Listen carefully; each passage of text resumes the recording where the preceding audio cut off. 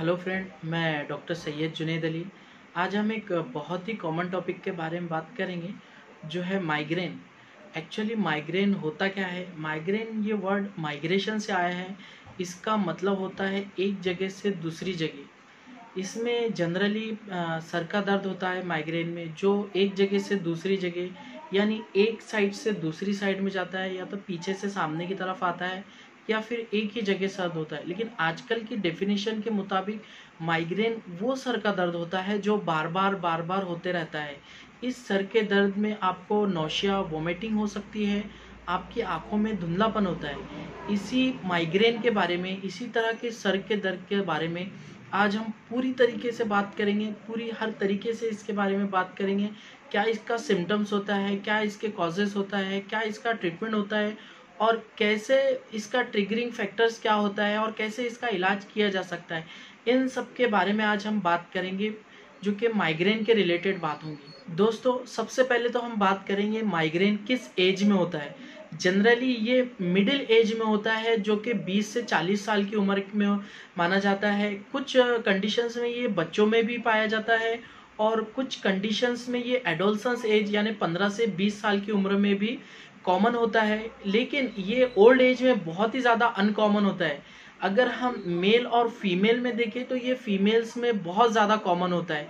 ये क्यों इतना ज़्यादा फीमेल्स में कॉमन होता है, ये भी हम आगे बात करें। दोस्तों, अब हम बात करेंगे माइग्रेन की स्टेजेस के बारे में।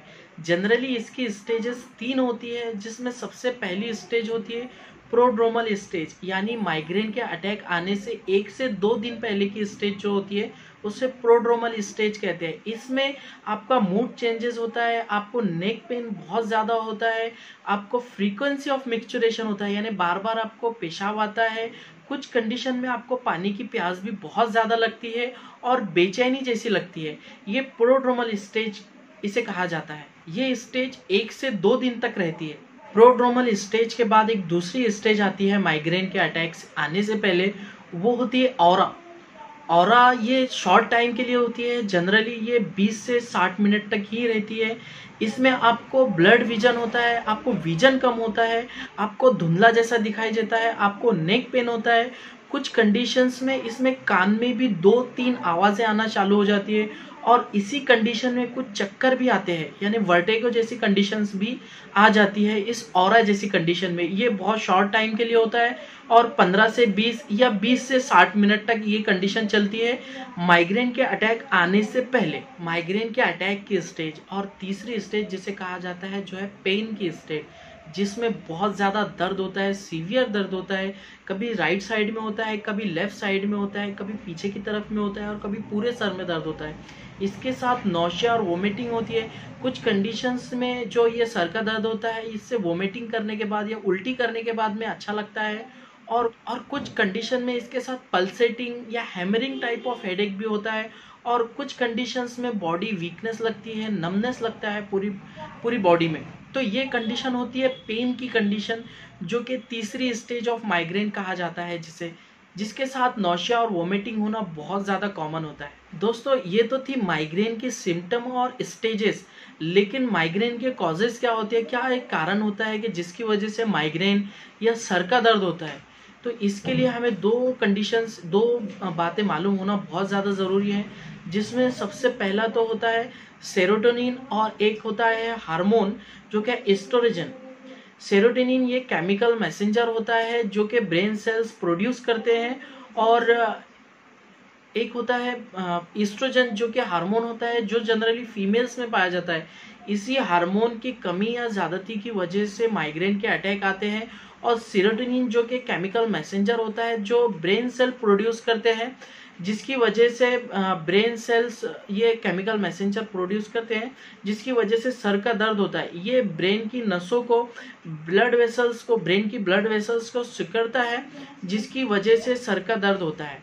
कुछ फैक्टर्स होते हैं जिसकी वजह से ये ब्रेन सेल्स बढ़ जाते हैं, या फिर ये ब्रेन सेल्स ज़्यादा सेरोटोनिन प्रोड्यूस करते हैं, जिसकी वजह से सर का दर्द होता है।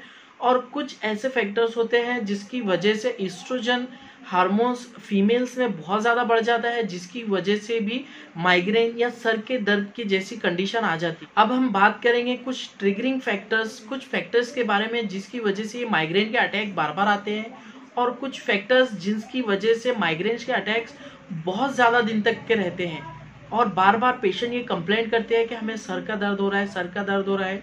तो ये कुछ फैक्टर्स है जिनमें सबसे पहला फैक्टर्स तो आता है इमोशनल, और दूसरा आता है फिजिकल, और तीसरा आता है फूड। इन सब के बारे में हम बात करेंगे। तो इन सब में सबसे पहला फैक्टर तो आता है emotional.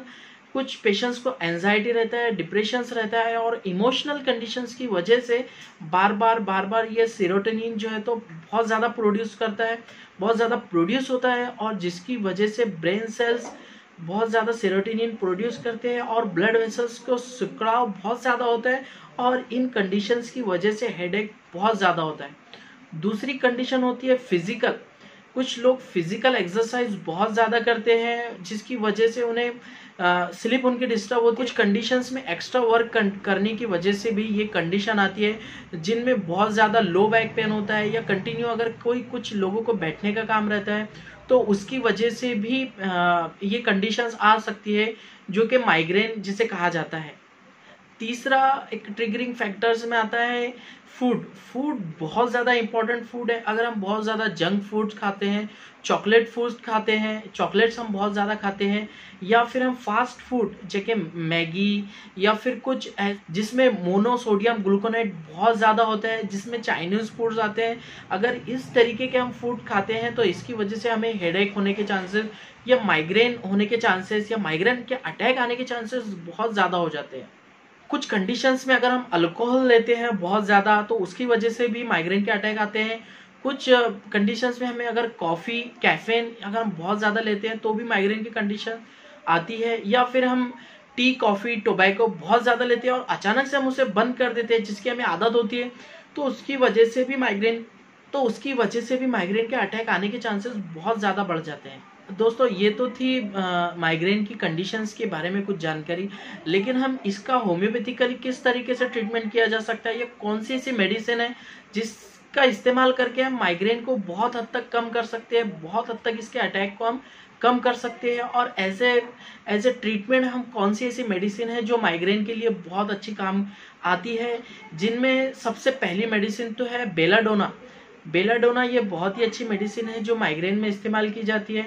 Belladonna generally right side headache के लिए बहुत अच्छी काम करती है। जिनमें राइट साइडेड हेडेक होता है वो बेलाडोना को इस्तेमाल कर सकते हैं। जिनका सिम्टम्स कुछ इस तरह से होता है कि जिनमें थ्रोबिंग टाइप ऑफ हेडेक होता है, या कोल्ड एक्सपोजर की वजह से जिनमें हेडेक होता है, बहुत ज़्यादा ठंडी हवा में अगर चले गए उसकी वजह से माइग्रेन का अटैक आ रहा है। राइट साइडेड हेडेक होता है, थ्रोबिंग टाइप ऑफ हेडेक होता है, और ये हेडेक कोल्ड एक्सपोजर की वजह से ये हेडेक बहुत ज़्यादा होता है। तो इस कंडीशन में हम बेलाडोना का इस्तेमाल कर सकते हैं।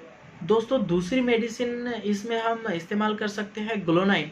ग्लोनाइन एक बहुत ही अच्छी मेडिसिन है जिसमें सन एक्सपोजर की वजह से अगर हमें हेडेक हो रहा है तो ग्लोनाइन एक माइग्रेन के अटैक के लिए बहुत अच्छी मेडिसिन है। दोस्तों इसमें एक तीसरी बहुत अच्छी मेडिसिन होती है जो है स्पाइजेलिया। स्पाइजेलिया में जनरली लेफ्ट साइडेड हेडेक होता है जो पीछे की तरफ से आता है और लेफ्ट आई में आके सेटल हो जाता है। जनरली ये थ्रोबिंग टाइप ऑफ हेडेक होता है। इस कंडीशन में, इस तरह के सिम्टम्स में स्पाइजेलिया बहुत अच्छी वर्क करती है। दोस्तों एक और मेडिसिन होती है जो है सैंगुनेरिया। माइग्रेन का अटैक जो पीछे की तरफ से आता है और राइट आई पे आता है और वहीं पर ही सेटल हो जाता है, जो सनसेट के टाइम में बहुत ज़्यादा होता है। तो इस टाइप के अटैक में इस तरह के सिम्टम्स में सैंगुनेरिया जो मेडिसिन होती है बहुत अच्छा वर्क करती है। तो हम ये होम्योपैथिक मेडिसिन जो है तो माइग्रेन के अटैक में इस्तेमाल कर सकते हैं।